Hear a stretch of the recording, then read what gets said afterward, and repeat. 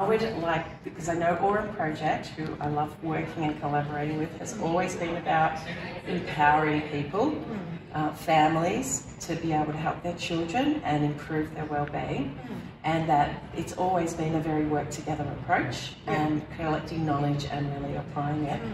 And I wonder if you can help me understand this kind of growth of Aurum Project in this poster here.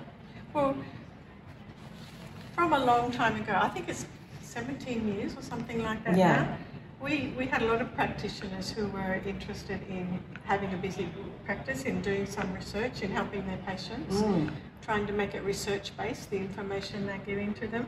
But there were a lot of feelings of being delusional, of being dismissed, being disempowered. And the government didn't help when they did the AHMC report. But out of that, the Aurum Project has gone from strength to strength. And through this process of growth, we realised how much we are very much a Teal organisation, which the three pillars are working from the evolutionary purpose, from where did we really come from. And our transformation has been through our research groups. Now we call them research pods, which means they're working on a self-management basis, really digging within themselves rather than going from without. And what was the other part? Was the so it all works holds together, which instinctually and in principle homeopathy and Aurum Project have always done.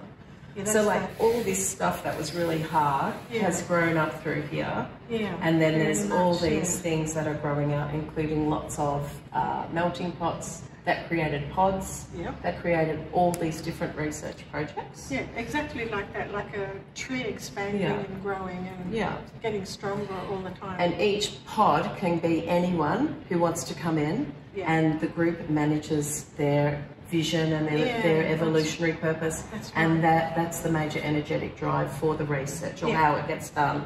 Absolutely, because they're all volunteers. They're doing it because they're absolutely passionate about it. They haven't got a job in a university. They're practitioners, practitioner-based research. So it really has been getting stronger and stronger. Right back to what you just said before about these people who might have this really good idea. We very much, I think it was Susan Blackshaw said, don't let good ideas fizzle out. So that's what the research pod is, get these people together, let them work together and evolve their ideas, and before you know it, they're here at a conference presenting a poster presentation and writing their ideas up in a paper. That is exactly how I've experienced it as well, because of our relationships and our commitment to do something together. Then the spark is generated, and then we are just manifesting these individual research projects. So that's the really good thing, isn't it? We don't exactly know what a research pod is going to be doing until they've been together for a while and let it work itself out. And just for people that don't know about the idea of Teal, so it's like this concept of being holistic, having this generated purpose amongst the group, and being self-organising. I think it's a very holistic way of, it's, what do they call it? Teal organisational theory. How can an organisation run in a much more holistic way rather than the hierarchy which is so often involved in research teams in universities and hospitals and big organisations like that. So we're a much bigger organisation now than we were when we first started, but I think we hold together really well because our foundations are strong. Coming out of adversity almost into a way into flourishing now. It's so true. And Teal's going to keep you using Teal organisational principles now and learning from the space around the globe about others who've done it before in a very conscious way. So now we're consciously growing that way. That's right. Thank you. Thank you. Can you tell me about your poster, please? Yes, I can. So this poster is about the homeopathic workforce survey, and basically we've decided to share the idea of why it's so important for us to know how many homeopaths exist in Australia or how many frogs there are in the pond. Now, it seems at the front end that this is a very easy question to answer. However, nothing is ever as simple and easy as it seems. And so, basically, this frog is saying, I don't even know what's going on in my pond anymore. And other frogs or homeopaths are going, yeah, but there looks like there's some tadpoles or new homeopaths coming, and we don't really know. And there could be, I don't know, osteopaths, naturopaths, there could be doctors, who knows? We don't know. And this frog is very, very uncertain about the future. Thinks the pond is possibly even disappearing because of climate change, and we basically don't know anything. And this is the point. So we have a definition problem. What is a homeopath? This is a problem that we've known for a long time. Lots of people define homeopathy in different ways, but and do the people that are practicing homeopathy even make enough money, or can they live by being a homeopath?